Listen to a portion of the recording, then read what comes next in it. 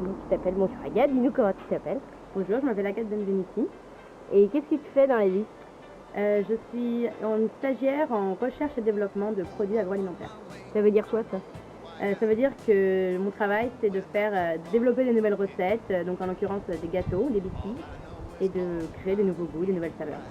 Et par exemple, il y a des biscuits qu'on connaît sur lesquels tu travailles? Je travaille pour la marque Lu. Vous connaissez les Lu Petit Déjeuner, maintenant appelés Belvita?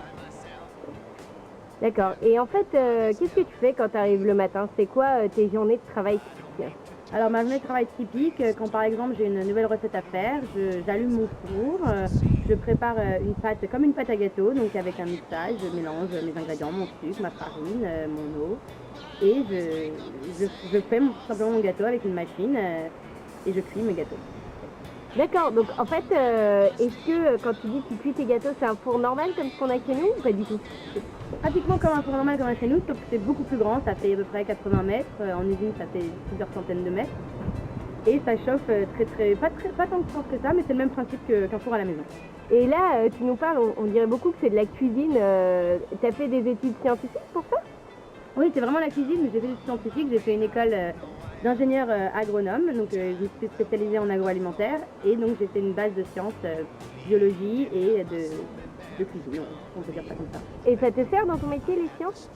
Oui, beaucoup, parce que je fais de la modélisation, j'ai tout un esprit de synthèse, j'essaie de comprendre comment ça marche, pourquoi ça marche, quels sont les effets des ingrédients, les uns par rapport aux autres, au sein de la recette. D'accord. Et pourquoi tu as choisi de faire des sciences et de faire ça? Parce que j'ai toujours aimé tout ce qui était l'innovation, le développement de nouvelles choses, les gadgets, savoir comment ça marche et pourquoi ça marche. Tu as toujours voulu faire ça ou tu as déjà pensé à faire un autre métier, par exemple? J'ai toujours aimé ça, j'ai aussi hésité longtemps avec l'histoire, parce que j'ai toujours été passionnée d'histoire, l'histoire de France en particulier. Et j'ai beaucoup hésité entre les deux, mais je me suis dit que l'histoire c'est beaucoup plus facile à garder comme ça. Ok, et donc tu aurais été historienne si tu n'avais pas été scientifique ou tu aurais été autre chose? Oh, je pense que j'aurais été historienne. J'ai aussi hésité à être pompier parce que j'aimais bien juste l'uniforme, le fait de faire du sport, et ça m'a toujours un peu aussi attirée. Et du coup, dans la vie, est-ce que tu as d'autres passions? On a déjà vu l'histoire, mais est-ce que tu as d'autres hobbies? Qu'est-ce que tu aimes bien faire quand tu travailles pas? J'aime bien la musique, aller au théâtre, aller au cinéma, en plus ce que les jeunes aiment faire en ce moment, mais principalement faire de la cuisine et créer des nouveaux gâteaux à la maison, comme au travail. Et du coup, est-ce que tu as un petit faible particulier?